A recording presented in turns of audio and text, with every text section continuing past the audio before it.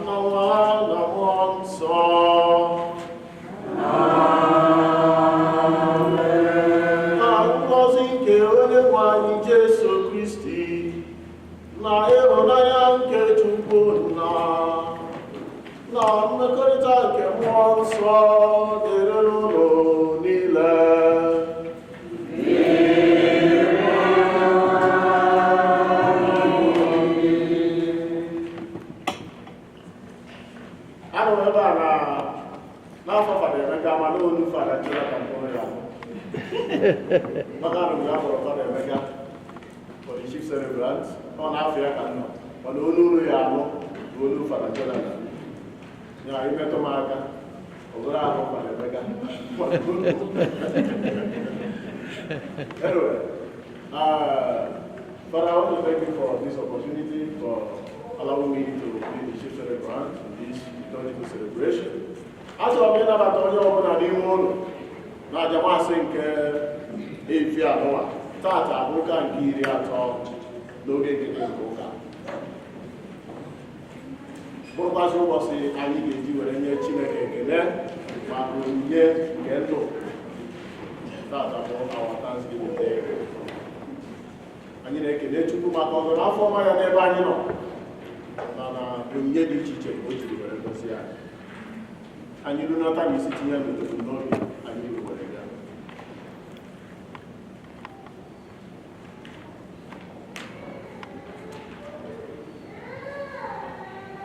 Ụmụnna, ka anyị kwado ụwa anyị nke ọma maka nnukwu emume nke Yukarịstịa site n'ikwupụta njọ anyị.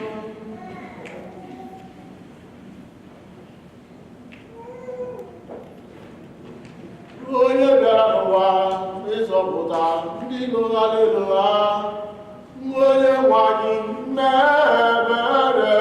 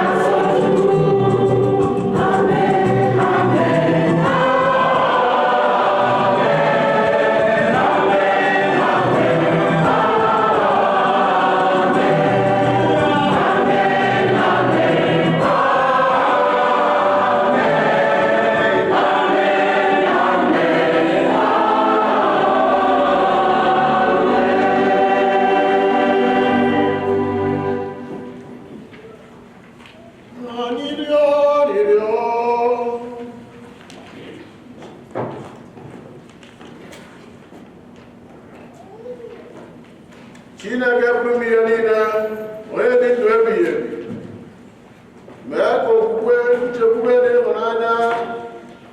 ịhụnanya anyị na-abawanye, ka anyị were obi ịhụnanya n'ebe ihe ị gwara anyị, wee gosi iketa oke na ndụ nke i kwere anyị na nkwa. Anyị nyọrọ nke a site na adị iwe n'anyị Jesu Kristi nwa gị, onye gị na ya dị ndụ na-achị na ịdịkọ n'otu nke mmụọ nsọ, Chukwu site n'ụwa atọ ụwa niile.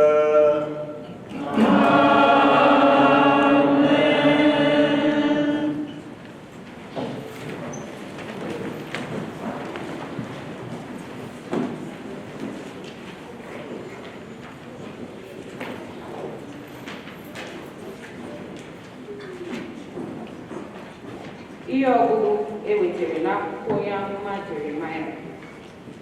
Isiokwu: aga m akpọlata ndị isi na ndị ngwụrọ. Lee ihe Onyenwe anyị kwuru: were ọnụ tiri Jekọb mkpu, were ọnụ welite elu n'isi obodo niile, kwupụtanụ otito unu, kwuo unu sị, Onyenwe anyị agbapụtala ndị nke ya, ọ gbapụtala ndị ọnwụ ụfọrọ n'ala Izrel. Leenụ anya, aga m esite n'ala ndị ugwu akpọlata ha, aga m esi n'akụkụ ụwa dum akpọpụta ha ọnụ, bịakwa kpọlata ma ndị isi ma ndị ngwụrọ nọ n'apụta ha, ma ndị inyom dị ime na ndị inyom ime na-eme ga na-alọta n'igwe n'igwe. Anya mmiri ka ha bụ n'anya wee pụọ, mana aga m akasi ya obi mgbe m na-edulata ha. Aga m esi n'okporo ụzọ dị larịị, si n'iyi tụfee ha ka ihe ọbụla ghara ịgba ha n'ụkwụ, n'ihi na abụrụ m Izrel nna, Ifrem ụdị ọkpara m. Okwu nke Osebrowa.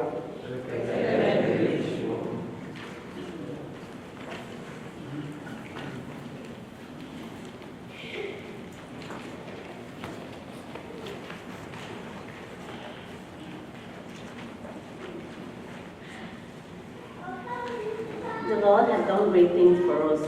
We are filled with joy. The Lord has done great things for us. We are filled with joy.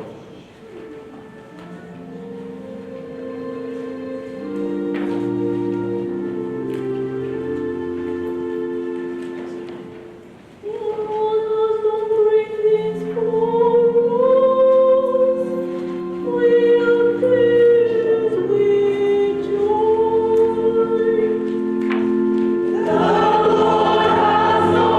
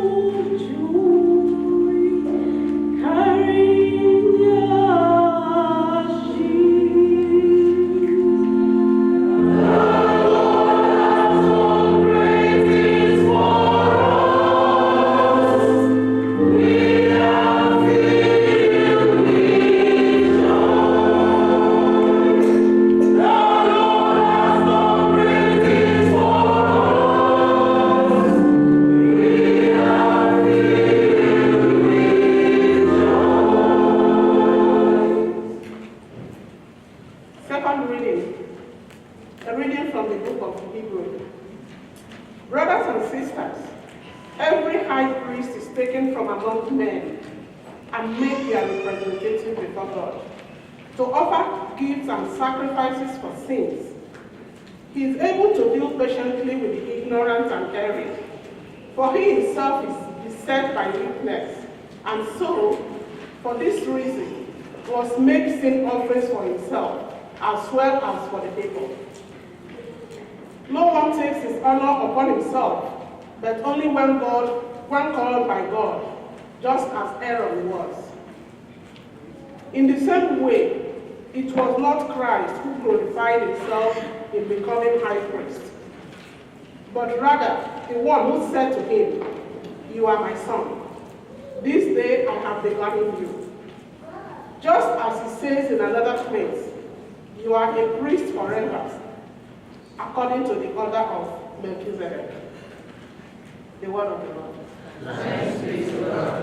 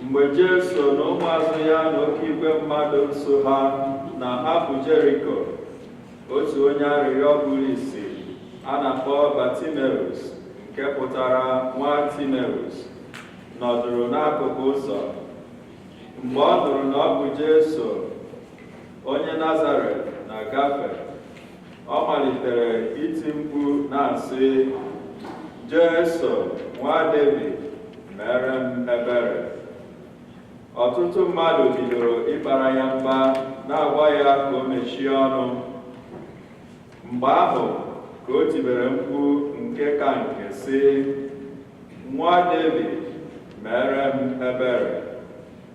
Jesu wee guzo sị, "Kpọtanụ ya ebe a." Ha kpọrọ onye ahụ kpuru ìsì sị ya, "Obi sie gị ike, kulite, ọ na-akpọ gị." O wee hapụ akwa ọ gara n'ahụ, kulite elu, wee gakwuru Jesu. Jesu jụrụ ya sị, "Gịnị ka ị chọrọ ka m mere gị?" Onyeisi ahụ zara ya, "Nna m ukwu, mee ka m hụba ụzọ ọzọ." Jesu zara ya, "Ngwa lawa, okwukwe gị azọọla gị." N'otu ntabi anya ahụ ka o bidoro hụwa ụzọ, bịakwa soro ya na-aga n'ụzọ. Osioma Kosebrua.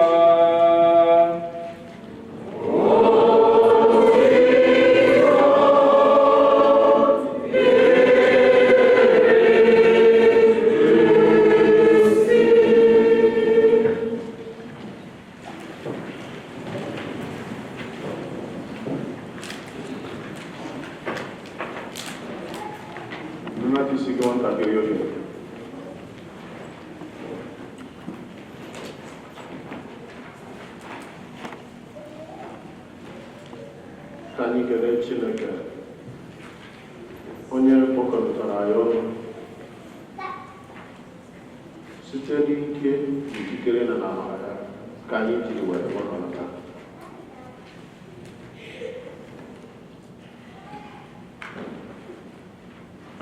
Anyị gbakọtara ka anyị fee Chukwu ofufe onye naanị ya bụ Chukwu na o nwere chi ọzọ nọ n'wezụga ya.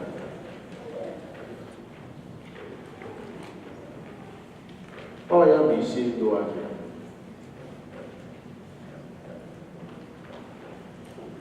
Site n'okwu ọnụ ya dịka a gwara ya na Genesis chapter 1 ka o siri were ka ụwa na ife niile dị n'ime ya.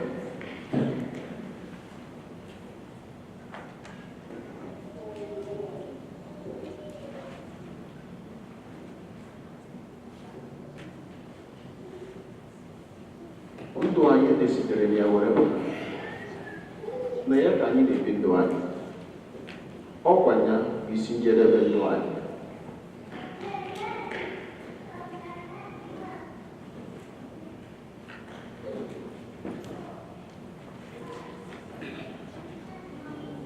Ka anyị kpọkuo n'ụwa nsọ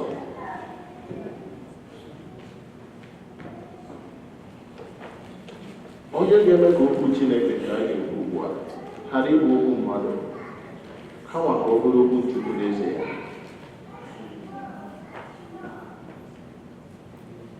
Mmụọ nsọ onye dị na mụ were dị, onye na-eme ife siri ike o were dị mfe, onye pụrụ ime obi niile nke kpọrọ nkụ ka ha dị ndụ. Ka anyị kpọkuo unu Mmụọ nsọ onye bidoro nwaanyị na-amaghị nwoke o were n'ime rụkwa ọrụ dị egwu na Acts of the Apostles chapter 2.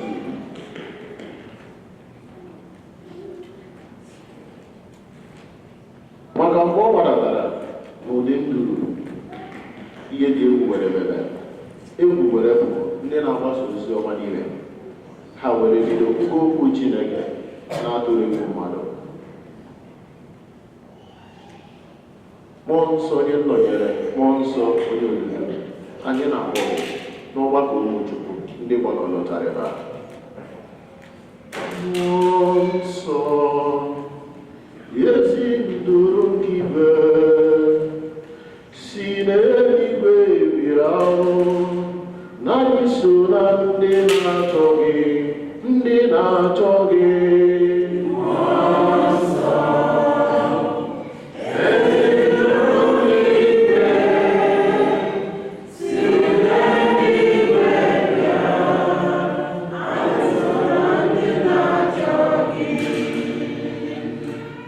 Mmụọ nsọ, mmụọ na-enye ndụ si n'eluigwe bịa na anyị so na ndị na-achọ gị, ndị na-achọ gị.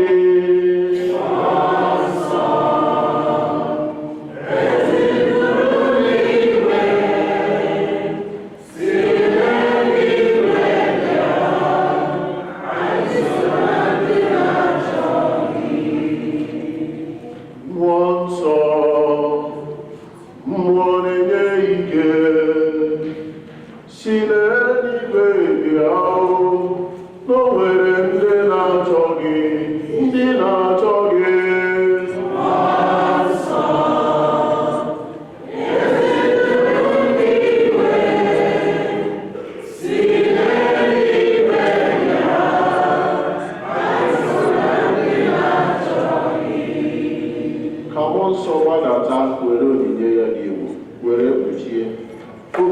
nke nọ ebe a maka okwu Chukwu, ka okwu Chukwu nke a ga-ekwu nwee ike imeta mmemme mkpụrụ ọma na ndụ anyị site na Kristi Onyenwe anyị.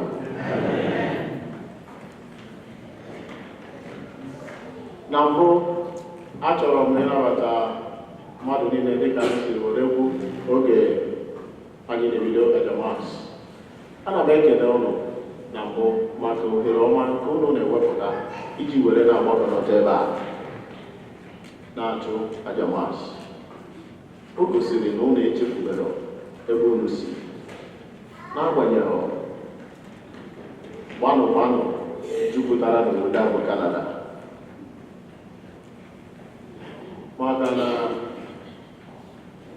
95% of ndị n'ebe a ga-agwa gị na mgbe ha na-abịa na ọ bụrụ ife tụrụ anya ka fafụrụ mgbe ha bịarutere, mana ịbịarutezie jide obi nwoke na obi nwaanyị were na-anagide ebe ịfọ. Maka gịnị? Maka na ebe ị nọ ka ebe isi mma.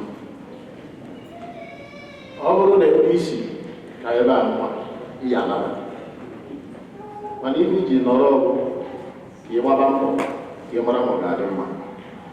Jisi ike na ọ ga-adị mma. Ya bụ na ana m ekele ụnụ na-asị ụnụ jisi ike n'agbanyeghị ka o siri dị ụnụ a na-ewepụta ohere were na-abịa. Ọ bụrụ mmadụ niile si be anyị were pụta na-abịa ebe a. O nwere ndị ga-agbakọchi oge atọ sị ka ha were ya na ha ga-eji ya lụta esinata ka ha nweta ego nke a maọbụ ego nke ọzọ, mana ụlọ ha kwere ya were na-abịa ebe a. O gosiri na ụnụ na-achọ Chukwu ahụ ụnụ na-achọ, ụnụ ga-achọta ya. Okwu Chukwu m na-eyi a ga-agbapụ ịtọ, mana ọ ga-adị nkenke ka o were n'ire. Nke mbụ bụ n'ihe ọgụgụ agụrụ anyị ga-esite n'ihe ọgụgụ nke abụọ. Nke abụọ ọ ga-adabere n'ozi ọma agụrụ anyị. Nke ịtọ emetụtazi aka na Thanksgiving anyị jiri maka ya were gbakọta. Ụzọ ihe taa na m ga-emetụta aka n'okwu Chukwu a, mana m ga-agba mbọ ka ọ dị nkenke ka o were dị ire. Nke mbụ, ihe ọgụgụ agụrụ anyị bifo ọgụgụ nke abụọ a, ọ metụtara m n'ụzọ pụrụ iche, mee m nchebe echiche ọfụma banyere ife nọ na ya. Isiokwu wepụtara na ya bụ no one takes this honor upon himself, but is called by God, just as Aaron was. No one takes this honor upon himself. He talks about vocation to the priesthood, to the sisterhood. Ọkpụkpọ Chineke na-akpọ mmadụ ichi ụkọchukwu. Vocation to the priesthood, ọkpụkpọ ọrụ, nwere ike, it is not just a profession, it is also a vocation. It is beyond profession. Ọ dịghị ka mmadụ ikuru isi ka ọ jee bụrụ medical doctor. Ọ dịghị ka mmadụ ikuru isi ka ọ jee bụrụ lawyer. It is beyond profession. It is a vocation.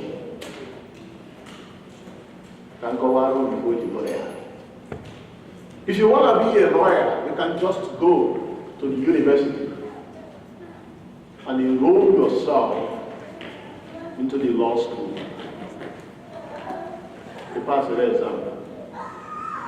You go see how you will be accepted.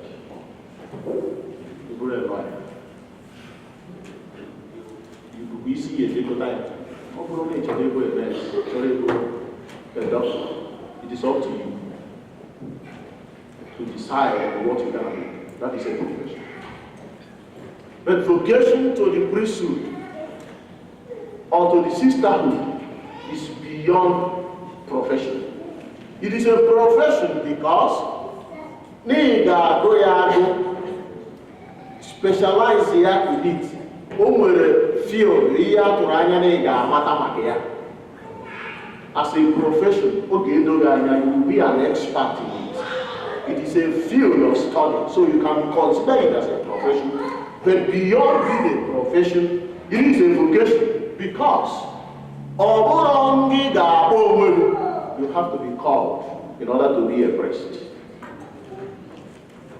That is why Ojibiku say, no one takes this honor upon himself, but he is called by God, just as Aaron was. You can have the desire and the intention, but it is not enough to be a priest. You might have the desire, and yet you might not be chosen. This other neighbor can go back to the memory then, draw one fact, mother never they were by seminary. If you follow the 150, 170, even my na seminary, the class here, my classmate is here, Martin Ogudoba. But I'm on a seminar. I will I have so our first. I did 140 to 150. I used to our first. In fact, only our first in class here, Jehovah. Ndị nwere ụbụrụ, ọ bụrụ na ụbụrụ ka eji agbakọ. Ndị nna ha ji ego eji ha. Ofu onye nna ya ji ezigbo ego mara akwụkwọ, ụmụ obodo onye nọ na klaasị anyị ya abụghị na-afụ ya ma ọ na-aga. I buru ụzọ kwụọ onwe gị na onye achịcha were ihe ego na ọ bụrụ na ka nwere nke fọrọ. Maka na ka o si eri ya asọ, na ka o si ekwu okwu, ma ka o si achịkọnọta aka. Ma a na-eme ekpere, ndị otu anyị nwere ike a na-ekpere anyị na-achịgharị anyị. Maka o nwere ike onye na-ama anya, ọ sị na anya gị onye na-ama Igbo.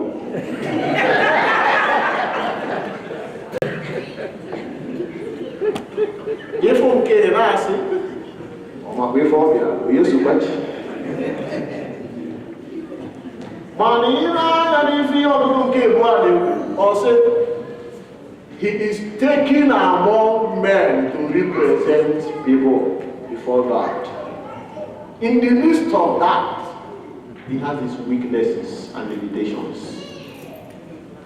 Akwụkwọ nsọ sị na ọ bụrụ na ị gere ntị ọfụma n'ife ọgụgụ nke Igbo a gụrụ anyị,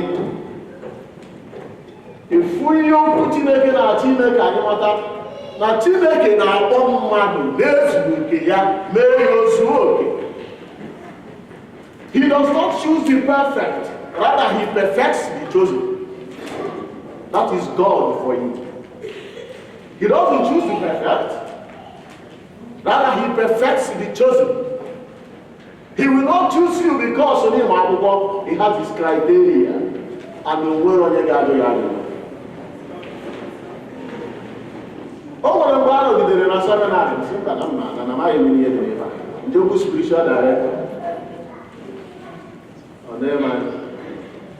Someone who has a evolved, he said, soon that near the level of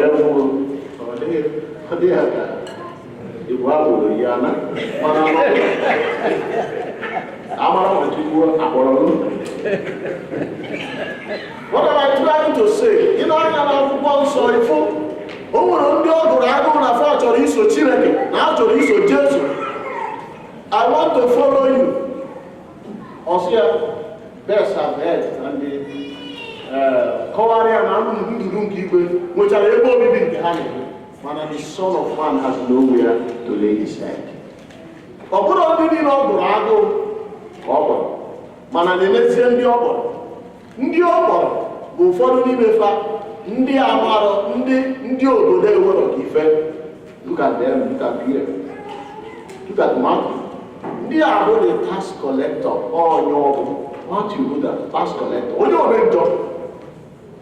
To tell you that he will choose, he doesn't choose the perfect, rather he perfects the chosen.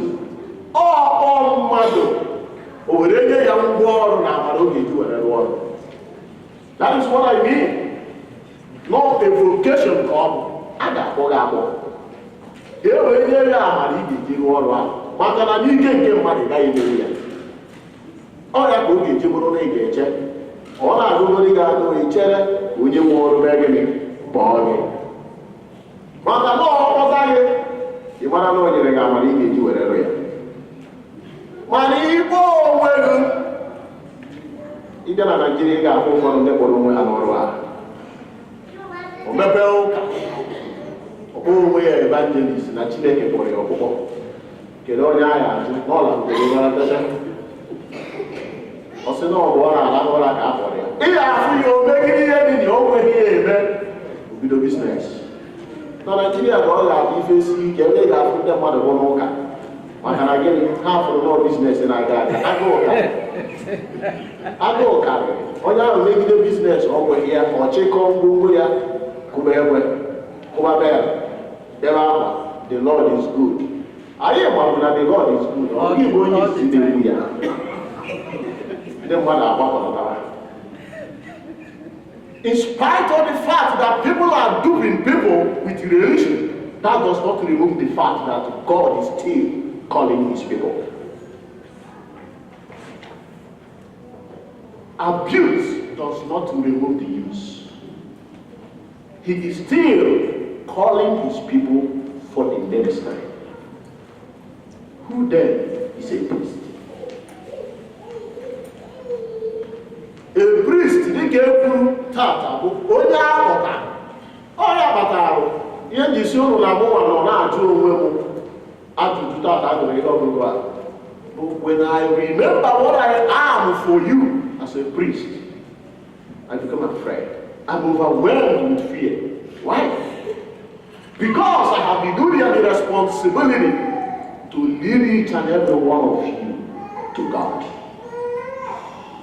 It is my fundamental responsibility. I have that as a duty. And woe betide me if I don't do that. So with every priest, he has the duty and the responsibility, not just about his soul, but the soul of others entrusted into his care. That is why when you remember what you are for the people, you become afraid. But when I remember what I am with you as Christian, I am strengthened with your prayers. That is why I want to invite each and every one of you at this moment to pray for your priest and pray for yourself. The priest at the same time is meant to pray for himself, because that does not remove the human weakness. With the same human weakness. So he needs to continue to pray for himself. In order not ka ụrụ dị na mmadụ ghara imebi ọrụ ọ na-arụ Chineke. Maka na mmadụ ọbụla bụ ụrụ. Ekpere fara ga na-ekpere onwe ya ahụ ka ụrụ dị n'ime ya ghara imebi ọrụ ọ na-arụ Chineke. Mana ọ bụrụ ma ụrụ adị ya, ụrụ ya. Pray for your priest. Pray for everyone. And the priest himself should also do his best to pray for himself. That is why next week, all the priests in this Ottawa Congo, Archdiocese of Ottawa Congo, we are going for a retreat to pray for ourselves. From Monday to Thursday. We go there, we keep praying for ourselves. Otherwise, we will only remain a signpost for you people. What does it mean? If you get out there and see a signpost to St. Peter's here, the signpost is there directing you to enter the church, that here is St. Peter's, but the signpost never enters the church. You can never see the signpost inside the church. But the signpost will always direct you to come inside the church and pray. If we are not careful, the priest will remain a signpost directing you to God, without having an intimate relationship with God. God forbid that thing. That is why it is important for you guys to keep praying for your priest. Why this priest? He prays for himself. Yes, it is very, very important. They can see onye bụ fada ekwuru ya akpọtara ya n'ihu mmadụ kpọta ya n'etiti ndị mmadụ were mee ya ka ngwa gị ife mere ya ka ị mụrụ ya tata ọkara mmadụ ọkara mmụọ. By virtue of that calling and the ordination, eme ya ọkara mmadụ ọkara mmụọ. Ka m gbuo na ebe a na-eme ya ọkara mmadụ na ọkara mmụọ, ọ bụrụ na ijego mmadụ eji fada efe ha amadosi ya n'aka amado na na-akpọba ndị nsọ ndị niile ha na-akpọ onwere onye dị ndụ ọkwa ndị mmụọ ka a na-akpọ ma ọ ji n'ebe a na-akpọpụ ndị mmụọ n'isi ofu onye Sentadres Arabolodis ndị niile abụ ndị nwụrụ, ndị mbụ na ndị egede, ndị nwụrụ kemgbe a na-akpọkụ ya n'isi. Ọ ya kpatara na mgbe ụfọdụ you will not understand the priest when he asks, maka na ọ bụ ọkara mmadụ ọkara mmụọ. Maka na ndị akpọkụ n'isi ya arụghọ ndị dị ndụ. Mgbe ụfọdụ ndị ahụ akpọkụrụ n'isi ya a na-akpa ike n'isi ya. Ọ ya kpatara mgbe ụfọdụ ịfụ ya o nwere ike onye eme omume ị na-ajụ fada ịghọtazikwere ihe na-ekwu. Ọ ihe mmụọ ahụ gwara ya mee ka ọ na-eme gị ka ọ na-eme, mana mgbe ụfọdụ you might not understand it. That is why it is a unique vocation. It is a unique vocation. So you keep praying for them for that vocation. Ọ ya ka nsị na mmemme ka ụlọ gbaa ka ụlọ marụ ndị unu nwere na ọrụ bụ na mmadụ bụ fada, not just a profession but also a vocation. Na onye ahụ ga-eche ga-eme gịnị ka agbọọ ya osogoro ya bụrụ na ọ na-agụ ya agụụ, ọ ga-eche ka agbọọ ya agbụgbọ. Debe ya n'akụ na-ekwu na m nke ọka mbụ.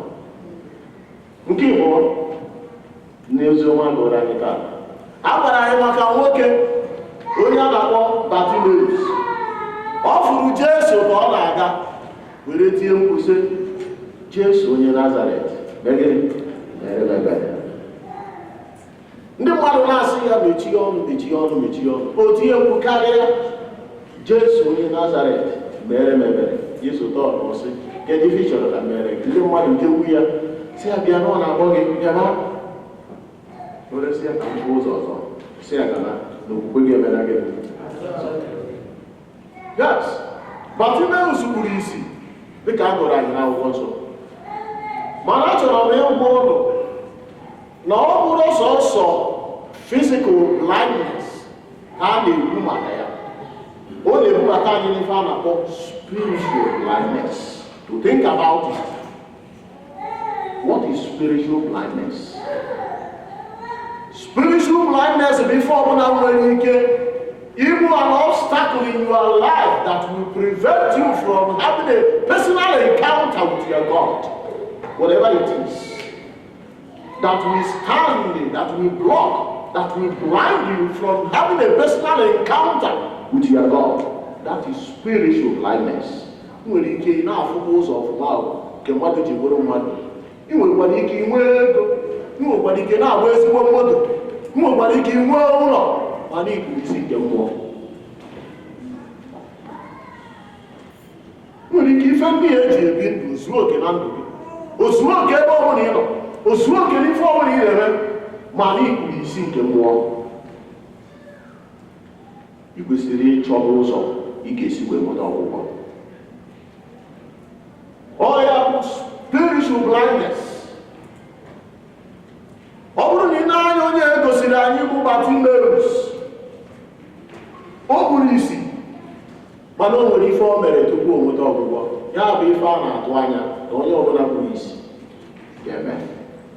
Ụmụnne m, ọtụtụ n'ime anyị nwere ike anyị na-abịakwa ụka mana anyị buru isi nke mmụọ. Jụọ onwe gị, ị buru isi nke mmụọ? O nwere ike ị na-afụ ụzọ without usable glasses mana ị buru isi. Physical blindness spiritual blindness can be seen. Nwere ike ịbụ njọ. Njọ nwere ike kee gị arụ. Ị na-ejekwa ụka na-etinye ụtụ na-agba mbọ n'ihe ọbụla a na-eme n'ụka, mana njọ nwere ike bụrụ ọgbata ume nke gị na Chineke adịghị na mma.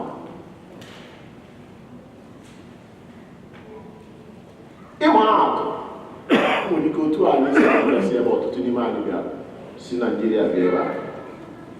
We have left our life.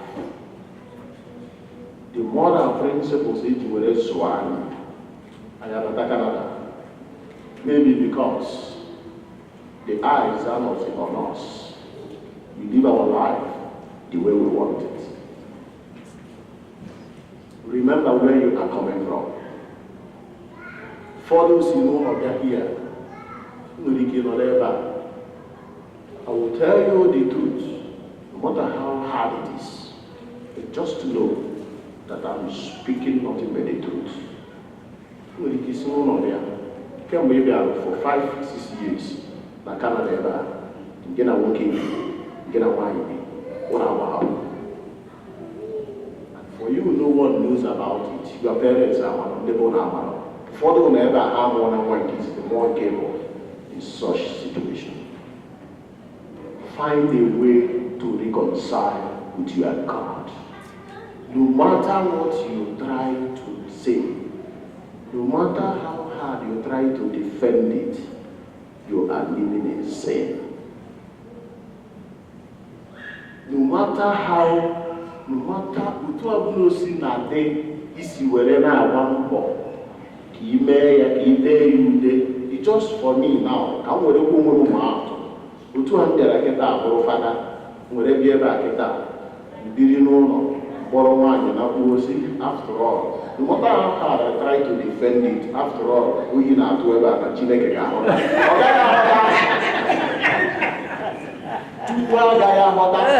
I'm living in sin as a priest because I am not meant to live that kind of life. I'm telling you the truth, I'm not telling you the truth. You know you not. Hey, who you not? We are not going to. I want you to do my work. I see as a call. Who will in them know? Who you not? But still, they are not living with wine. Then you, as a priest, your vocation does not demand that. You should know that. And you are not meant to live that kind of life. Why then are you living the kind of life? Tell yourself the truth. No matter how hard you try to defend it, you are living in sin. Likewise, only if you are in a movie or get a wine, now one Bobby half of what prevents you again. I have not told you.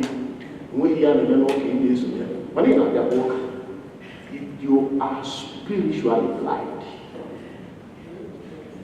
Only money is spiritually blind. Who's the yellow of the game? All in fair, but you know, sir. I catch up a good can conclude your guy. And Harry Matia. Who's the yellow of the sir? Incapable, you have to recognize that you are blind. Number one, accept the fact that you are living in sin. Accept the fact that the kind of life you are living is not in no with your faith. You are the one to tell yourself that truth.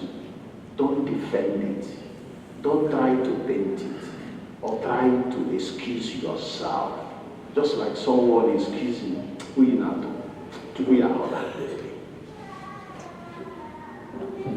Humbly acknowledge your state so that you can be able to seek for care. But if there is no police, or you have the physical, or whatever, no one will not Jesus.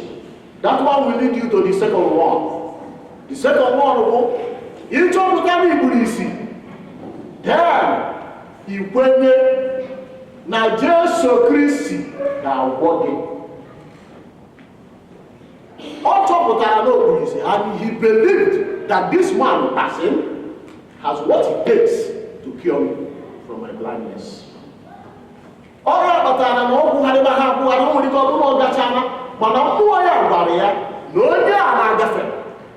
what it takes to cure me. All right, but one no harm to know like that. Oh, Tibeku, what come on? You have to recognize the state of sin in which you are. When you go, you need to be okay. But I remember what I said. You might be spiritually blind. Because something is posing as an obstacle between you and your encounter to your God. Are you in that state? You need to ask yourself that fundamental question. Then, recognize your state and seek for a cure. Oh, you are not a medical doctor. But you are you got to know with your doctor. And do what you can know.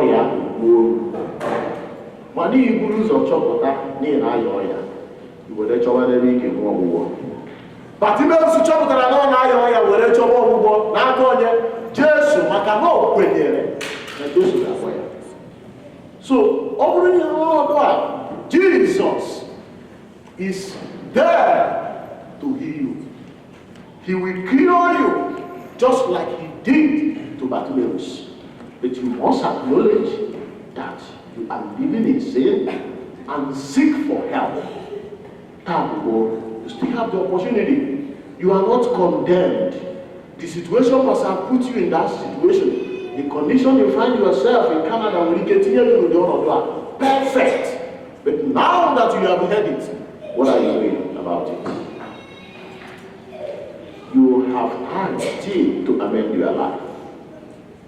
Go and meet a priest in your church. Ask him you want to go for baptism. You want to go for confirmation. You want to go for wedding. For marriage. Yes, of course. He will accept you and find a way to do it. In order than a state. Or when he decides you go to live with the man, it's okay, perfect. It is your choice. But to regularize your life and have your communion with God, it is very important. It is very, very important. Oh yeah, go to the morning. Enjoy it.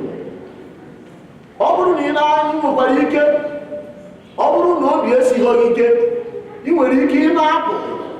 No matter what people are telling you about it, it is either black or white. To be honest with you. People might discourage you. However, had it. You know, when Bartimaeus was seeking for help, remember, it was the same people who didn't stop. And there's no more counsel. Can you even stop here? Carry your blindness and go away. He shouted all the louder, Jesus, son of David. And Jesus heard him. Manachete, all of the house here is no answer. We just saw to have the sea, I can even get better. Oh, from the Ajaburia, or Sia, Biano, our body. It is the same people that will still come around you when they see your faith in God. Oh, yeah, I can tell you why. Have strong faith in God and determine to reconcile with your God, no matter what people are saying. Don't mind, they will still recognize the Messiah Father chop and is you. Nagina Chineke na mama. God has asked you to know the Yobe. Get Korea and John. It is the same mouth. The Baya can do to Mutura. Hamukan Suruman Megan. Be determined to reconcile with your God. That is it. It will take nothing from you, but just for you to be at peace with your God. It is important for you. And the last one. Nebuzero. Makurili Anibia.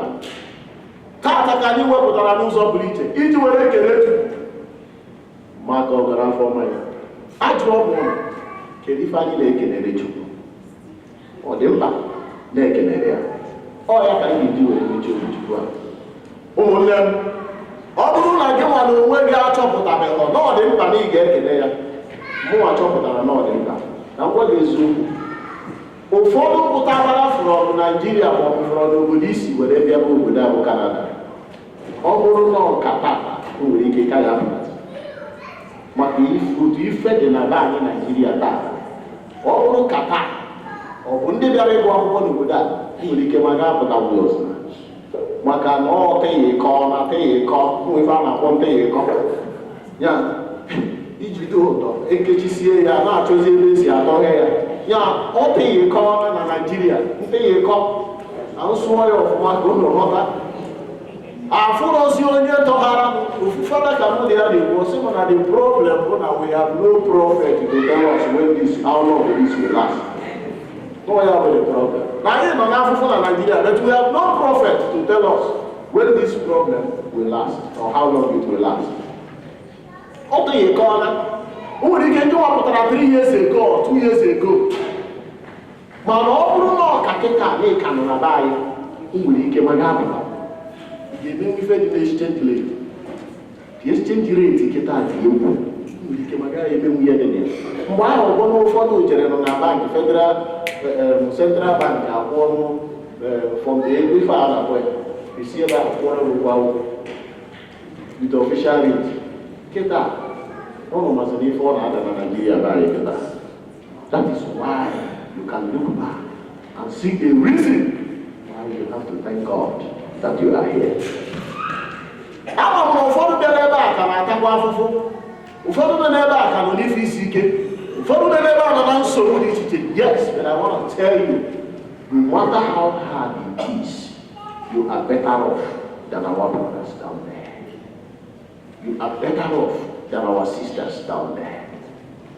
To be honest with you, some of them had me go home, go to bed with 2 spare meals. Happily, ndị na-erikwu ịtọ na-esizi, ọ na-esizi, o nwere onye m fụrụ, onye mụ na ya na-ekwu mkpọsi a, ọ jere egote nri, o wee bụrụ na o jere egote kọntena ahụrụ ahụ, were egote azụ, wee sị ka o rie for the day. O wee gosi m ya na video call, wee bụrụ na ọdụ azụ ka o goro 1,500 ọdụ azụ ya iced fish ya. He had the road there, lay 1,500. You see that I can't believe, you say, no, if you go. Oh, where are that? Not last. We gave 1,500. In Hanyefuna, it was not like that before you left. Why has it turned that way? Ụfọdụ na-achọ mgbapụta n'ọha ha afọrọ ka ha esi gbapụta, mana ịgbapụta. Why am I saying this? See a reason why you should thank God in your life. No matter what you are passing through, no matter the situation here, no matter the condition here, you are better off. You have a reason in your life to thank God. Yes, they go on akwụkwọ. Obodo ị nọ na ị na-ata afụfụ, mana ị na-ata afụfụ na-afụ mkpụrụ ya. Mana ndị be anyị na-ata afụfụ, mana fa anaghị afụ mkpụrụ ya. Na ndị amarọ mgbe ọ ga-ebi. Mgbe onye nwa mgbe ọ ga-ebi. Anyị dabere n'aka Chukwu na-aya enyemaka ya maka na o nwere onye ma mgbe ọ ga-ebi. Na-ekwu maka Tinubu na-achị achị kịta, asị gị na nke a ga-echi wee chi na 2027 na-ede ya debịa na Amerịka. Ọ ya bụ ruo ewepụtakwa ya wichi ya azụ ndị na-achị achị kịta. Onye ma nke bụ eziokwu nọ na o nwere onye ma mgbe ọ ya eme gị mgbe ọ ga-ebi. But you are better off. So I want you to see a reason in your life to thank God. That is why I'm saying this. God has blessed you in many ways. He has blessed your family. All my camp put away put our week or no na-enyesi aka fụ na ndị gị na-eri n'ụlọ bụ. Ọ bụ ọbụrụ na ụlọ nche aka nọ n'ụlọ, onye maara ka ọnọdụ ga-adịrị gị na nne gị na nna gị. Ọ bụ ọnọdụ ị ga-eji kele Chukwu. Maka sometimes we don't have time to thank God. Maka ife anyị na-achọ ịbụ nwata akwụkwọ, ịgụsịala akwụkwọ, itinye work permit enye gị, ị na-achọ PR ka enye gị, ị na-achọ ya chọba citizenship, ịchọta ọkụkọ na ụlọ ọzọ dị enyekwa gị, ya ị na-achọ ya ka enye gị, ichefuo na ihe ekele na nke ị natara anata, ichefuo na o nwere ndị nke ahụ ị nata ndị afụbere ya anya, nwere ndị afụbere ya anya na ha mara ife ha ga-eme, ha mara ka ọnọdụ si wee dere ha. I want to tell you that you are better off to see a reason in your life to thank God. Today, as a day of thanksgiving, do you have any reason to thank God? If you have, what are you appreciating God with? It is between you and your God. And I want you to do something for Him. God is expecting you. That is what I want to end this homily with. God is expecting you to do something. Akwụkwọ nsọ si na ọ bụ mmadụ iri ka ọ gwọrọ ọrịa, mana ọ bụ sọsọ ofu onye na-achị ya taa. Mgbe ofu onye ahụ na-achị ya taa, o were jụọ kedu ebe ndị ọzọ nọ. Ife ọ pụtara bụ na nyanwa bụ Chineke na-atụ anya ma o mere ife ime gịnị ikele ya. Ndị Igbo sị na-ekele ike na nke o mere eme. O mere gịnị? Ọzọ. I want to ask you, ị ga-eso na mmadụ ite naanị bụ ndị a gwọrọ ọrịa ma naba ka ọ gị ga-abụ ofu onye ga-anachi ya taa ka ekele Chukwu? The choice is yours. But I want to let you know that God is expecting you to appreciate Him for whatever favor you have received in your life. God bless you.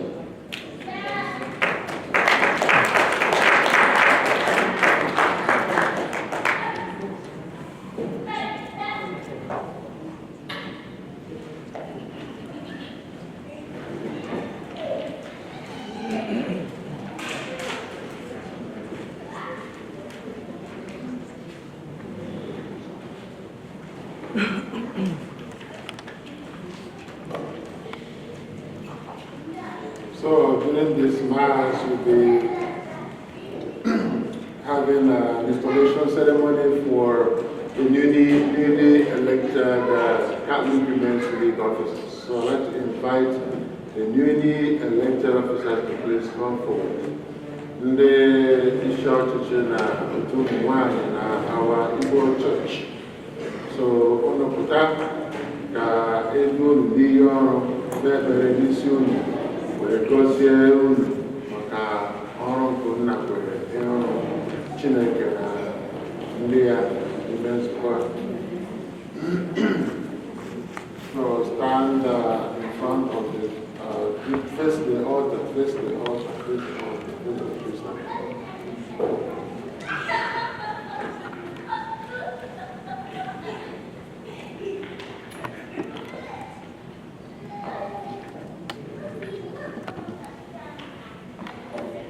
So anyị na-ekele Chukwu, na-ekelekwa Fada maka okwuchukwu m gwara anyị taa, na-eme ka anyị mata na-akwara Chineke na-akwara Fada ọsọ. So na-eme ka anyị mata na ndị enwere otu dị otu a n'ọgbakọ anyị, ndị nne ndị nne chọọchị na ndị na-anọghị na ya agaghị ha akụrụzi ọ na-agụ n'ezi ka so ndị nne wo agaraba ji nzukọ anyị. So ndị nna anyị ekele ndị awụ ndị otu ha pụtara ka ha mechie anya ha na-achị n'ime afọ ole ma ole na-abịa. Dear people of God, through baptism we are called to work together as members of the body of Christ. Jesus promises to send the Holy Spirit to bestow upon us gifts of many kinds to complete God's work on earth and bring us the fullness of grace. The Catholic Women's League of Canada is an organization rooted in gospel values, calling its members to holiness through service to the people of God. As a league member, each woman uses her gifts and talents to share the good news of her Christian calling to love and serve God and neighbor in our parish, in our chaplaincy, in our diocese, in our province, and the country. These women are your elected officers of the Catholic Women's League Executive. In your presence and with your prayers, we now install them in their respective offices for the coming year.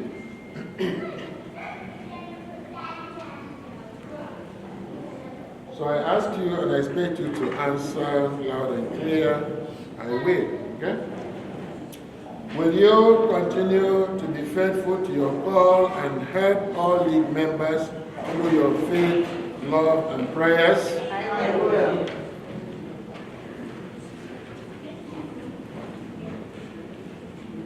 So the next questions are expected to answer, I do. For the glory of God and the good of God's people, do you promise as a Catholic woman to honor, invoke, and imitate our patroness, Our Lady of Good Counsel? I do. Do you promise to be a loyal member of the Catholic Women's League of Canada and to promote its interests and growth in every way? I do. Do you promise to cooperate with officers in all programs under their direction and to conform to the best of your ability to the bylaws of the organization in all the activities? I do. And I invite you, my dear friends, to please stand so that we profess our faith with our sisters.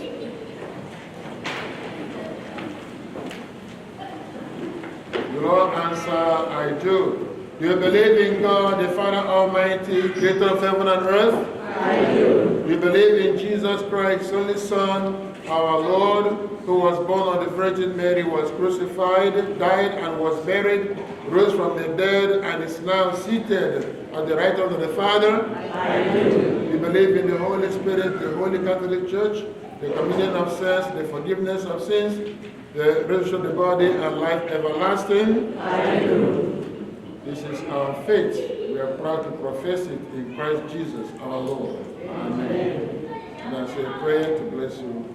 Blessed are you, O God, ruler of the universe and healer of the broken world.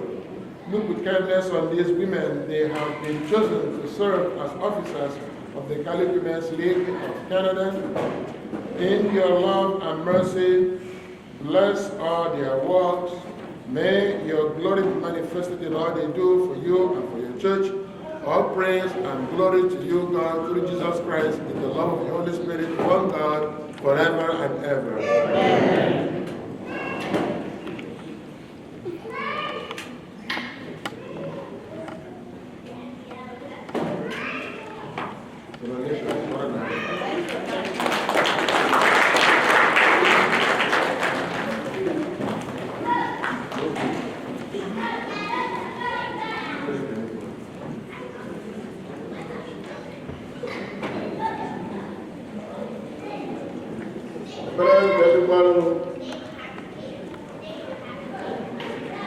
ụmụnne site n'ihe nke okwukwe ka ejiri kpughere anyị ihe obibi nke ndụ, anyị na-arịọ onye nwe anyị ka o kpughekwazire ndị nke ya niile ihe obibi nke ya.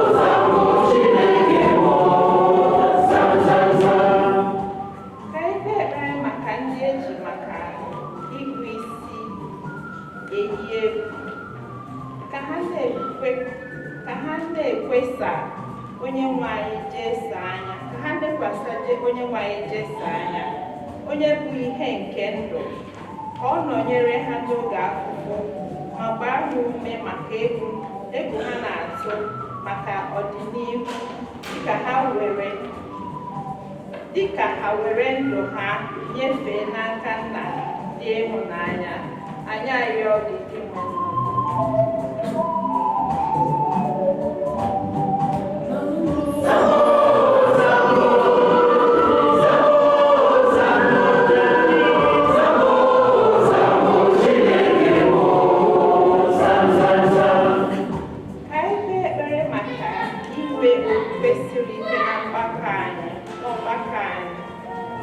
Ka anyị kpọkuo onye nwe anyị ka o nyere anyị aka mgbe ọbụla ọ na-esiri anyị ike ịghọta na ịnabata nkụzi ọbụla dị n'ụka. Anyị arịọ gị iwe n'anya.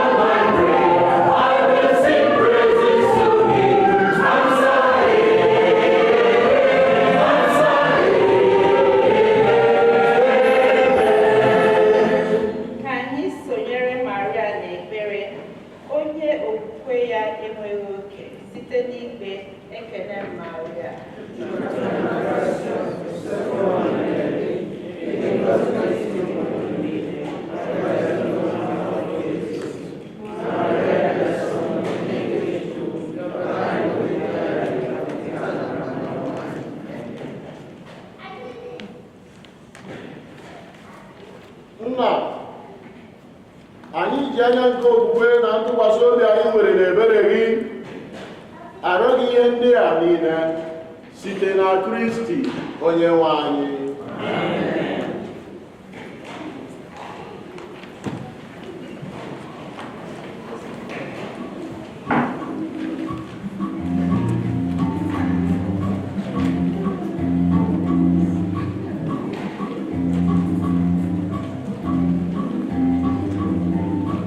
Alleluia,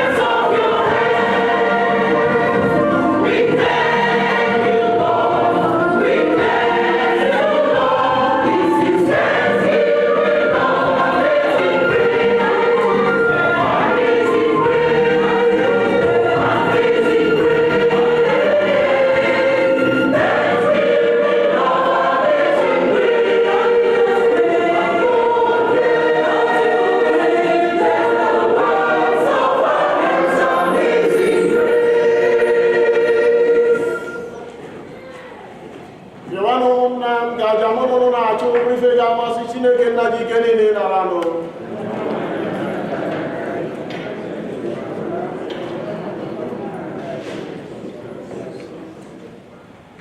Ị nwere mbiko tụgharịa lee anya n'onyinye anyị na-ebunyere ebube eze gị, ihe anyị na-ebutere gị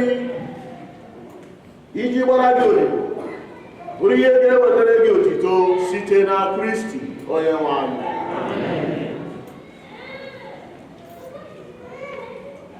Onye nwe anyị nọnyere ụlọ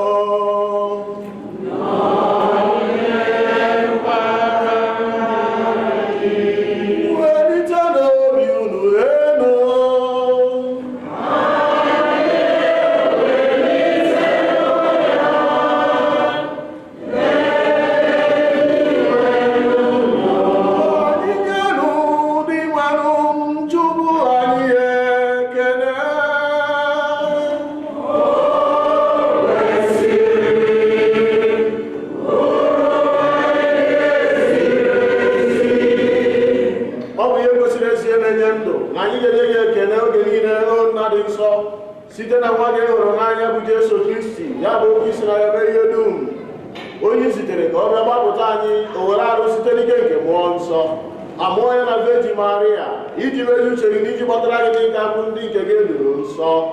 Ọ gbasara aka nke ọnwụ n'elu obe, ọ bịa merie ọnwụ were gosi na mbilite n'ọnwụ dị.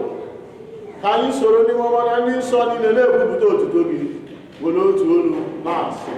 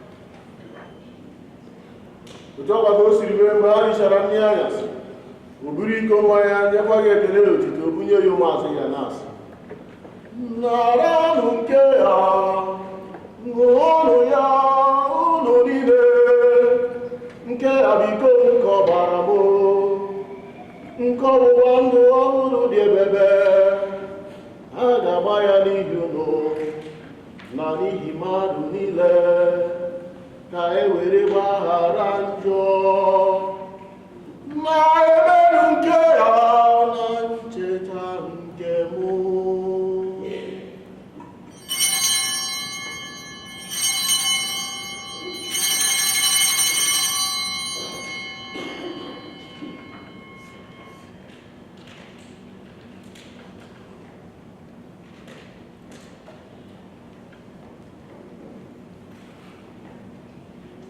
He's alive, amen. He's alive, Jesus is alive, forever He's alive, amen. Nna na ncheta nke ọrụ na-ambilite n'ọnwụ nke nwa gị, anyị ebunyeghị achịcha nke ndụ na iko nsọ nke nzọpụta. Anyị na-ekele gị n'ihe ikwere ka anyị dị mma ekwuru n'elu gị n'efe gị. Anyị n'ihe a na-arịọ ka anyị bụ ndị na-eketa oke na ahụ na ọbara Kristi ruo otu site na njikọ nke mmụọ nsọ. Nna cheta nzukọ ndị gaziri ụwa niile mee ka ịhụnanya gị jupụta ya gọzie popu anyị bụ Francis na ndị bishọp anyị bụ Marcel na Yvonne na ndị ofe ọta gị niile. Chetakwa ụmụnna anyị ndị ji okwukwe wee gaa n'ezumike nke ọnwụ, kpọbata ha na ndị ọzọ niile nwụrụ anwụ n'ihe nke ebube gị. Biko mere anyị niile ebere ka anyị soro Virgin Maria dị ngọzi nne nke Chukwu, ndị apọstụl na ndị nsọ gị niile ndị mere uche gị n'ụwa were keta ndụ ebe ebe. Ka anyị sorokwa ha na-eto gị na-eto gị ebube site na Jesu Kristi nwa gị.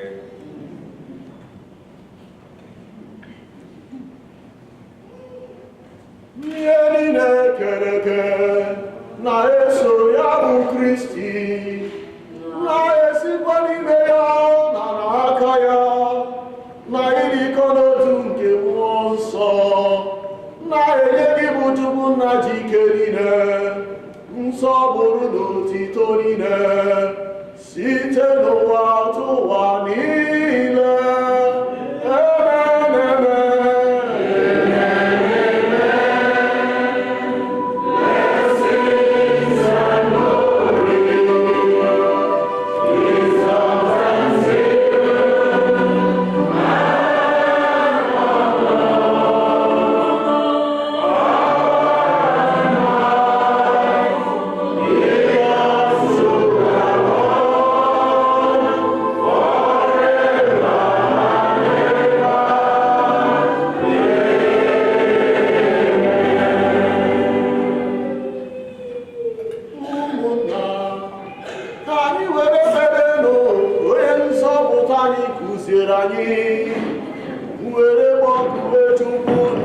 Thy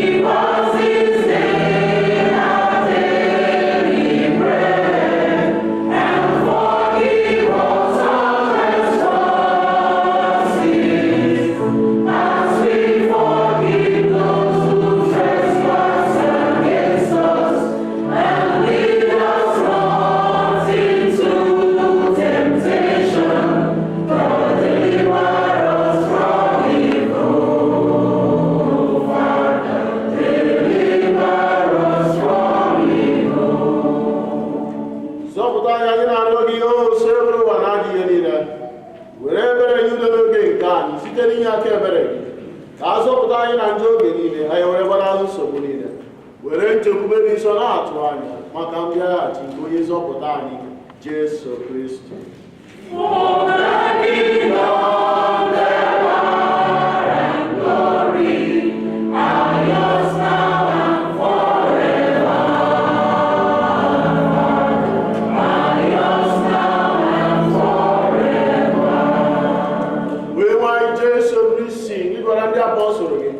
Udo ka m na-arapụrụ ụlọ, udo nke m ka m na-enye ụlọ. Elekwara anya na njọ anyị, kama na ịkwasị anya na okwukwe nke nzukọ. Nye ya udo na ịdịkọ n'otu mgbe niile, ka uche gị siri chọọ, ka igwe onye dị ndụ na-achị ebere. Udo nke ose bụrụ ụwa dịrị n'ụlọ mgbe niile.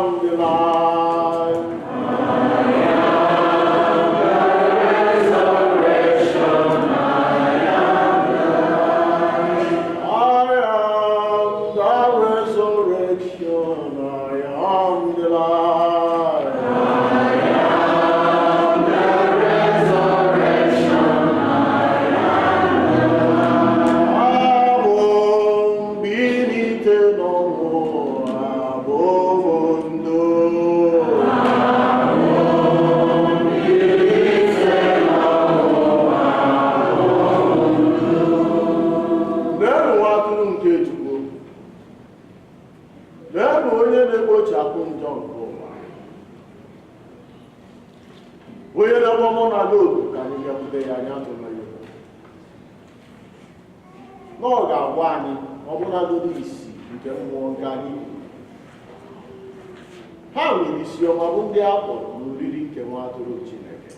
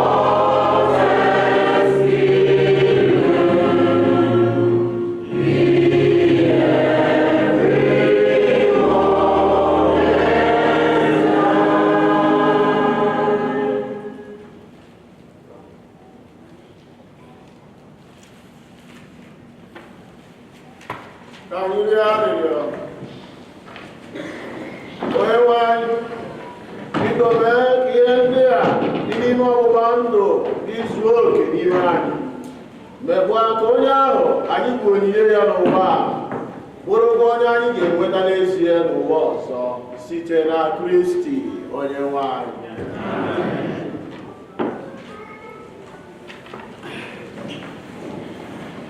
Chineke ịdị mma o, ịdị mma, ịdị mma.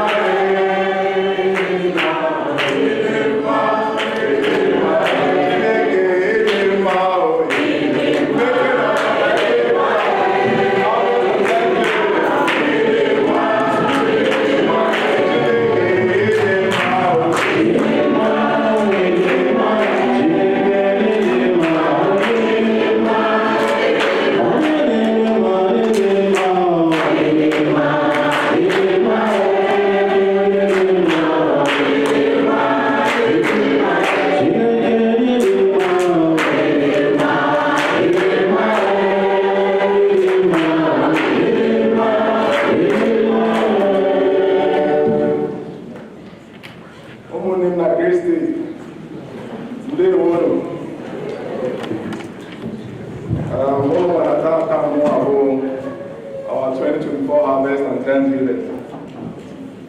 Thanksgiving of divine mercy.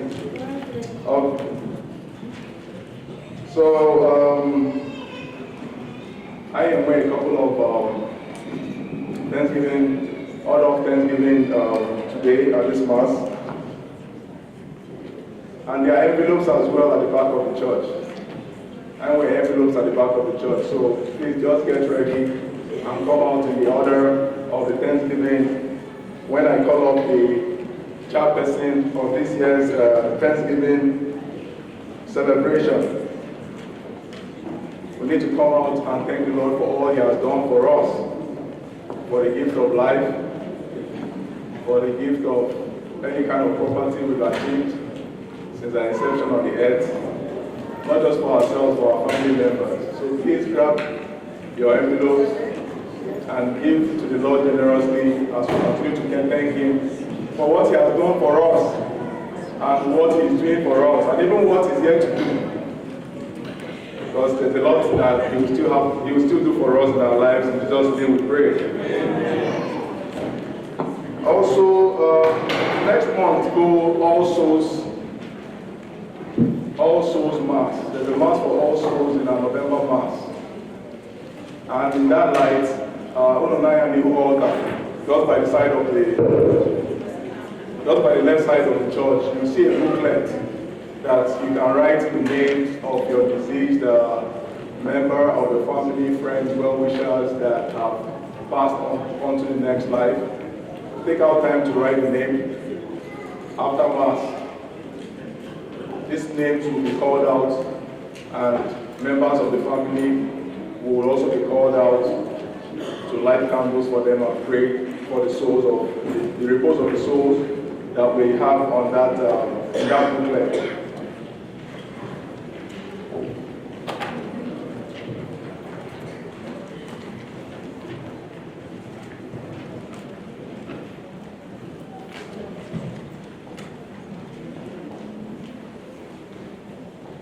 Okay, so at this juncture, I'll have to call up the Harvest and Thanksgiving chairperson in the person of Ms. Elizabeth Jozo to come and coordinate the Harvest Thanksgiving for us. Can we give her a round of applause, please?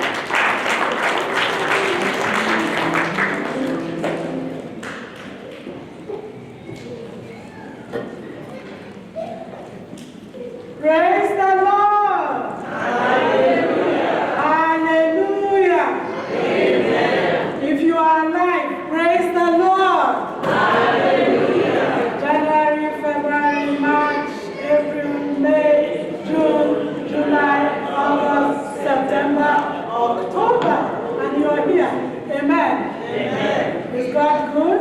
All the time. God is good all the time.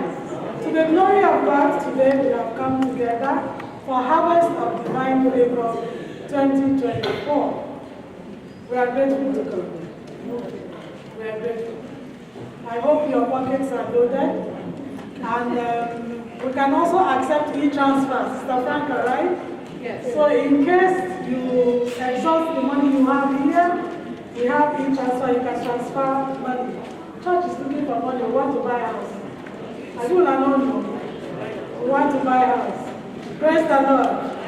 So for Harvest Thanksgiving today, we have an order of Thanksgiving.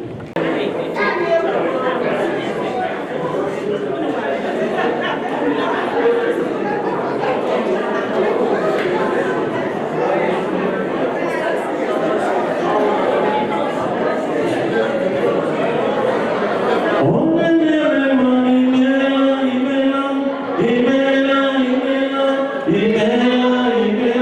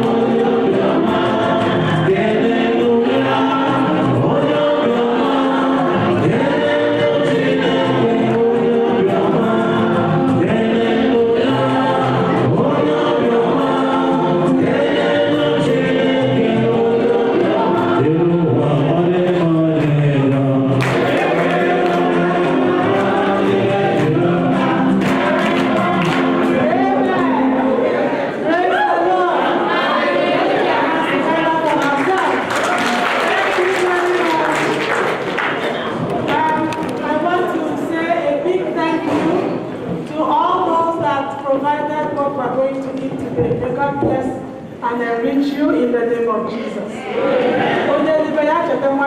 Okay? Amen. You have given to God.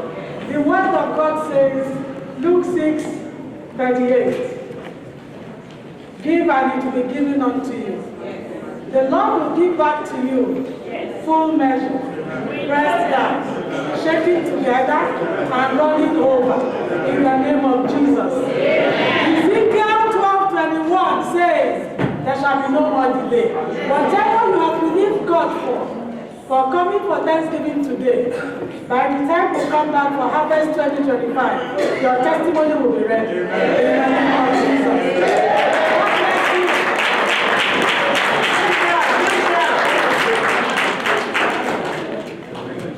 Igbo Catholic chairperson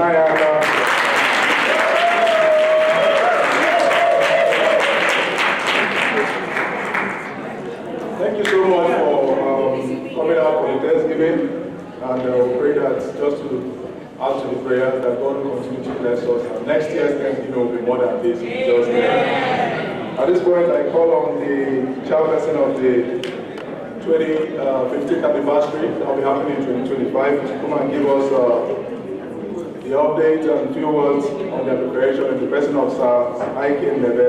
Can you give me a round of applause?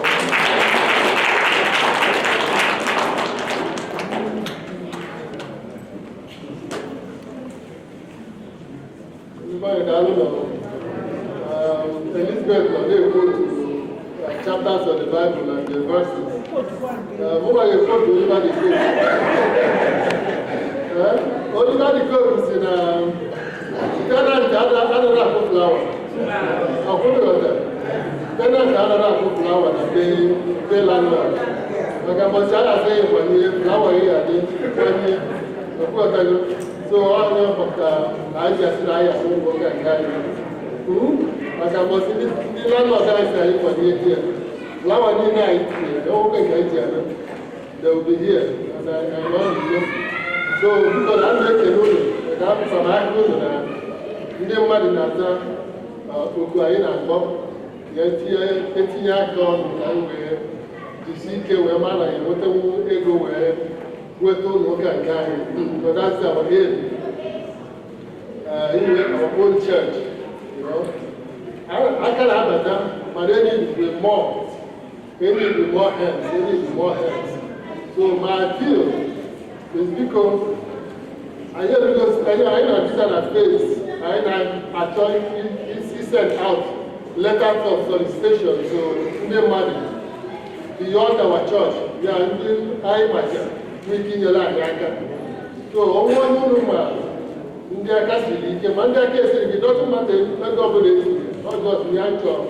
I'm going to $5, $10. When I get names, I like you know. So those are so when people you can write this, send it to John, you know, send their names in their DJ John, one know Canada here, one know Toronto, one know here Ottawa, one know Nigeria, even it's here where I can pocket, they will pay for philanthropy, because I need it in the market. So that Messiah met this 15th anniversary. Can I be sure about that time? I will take up way go. Now I see next year. Not by just 8 months, 10 months. Because we started this earlier, that's not 2 years. 2 years, 1 year ago. So we just have 10 months. August, that is 1 hour, that's it. We go to do it. The guys in Ireland are over 1 million. Everybody I can't take from 1 million. Not putting as we are here, not putting as we are here, half of, I mean, 1/10 of North Sudan has been 1 million. Madam, with your support, more than 1 lot will be added on to the number you want. You all know some kind of again, and now through, you know, yeah, like I hear you all. I'm going to get a just 9 names. That was the kind of beg I say I want to ya anya na ndị anyị ga-aga biko asọ ka anyị kelekwa ụlọ ọzọ na nke unu lere ezigota wetekwa na wete na daalụ.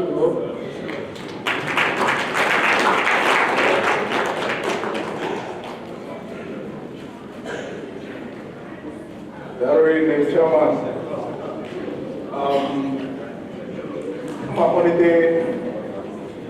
Brother Justin Ikeanosi.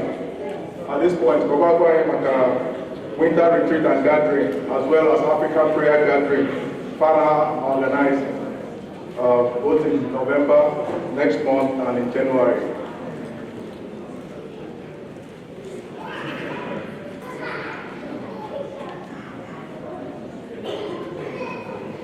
Òtítọ́ dìrí Jésù. Òtítọ́ dìrí Jésù. Amen. Ekele ndị Fada na ndị nọ na-ekelekwa anyị ncha bịa ụka taa. I have my name is Chidozie Justin.